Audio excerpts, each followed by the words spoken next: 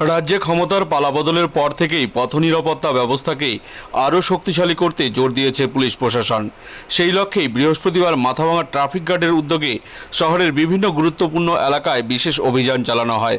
এদিন হেলমেটবিহীন motor bike চালকদের বিরুদ্ধে কড়া পদক্ষেপ নেয় ট্রাফিক পুলিশ।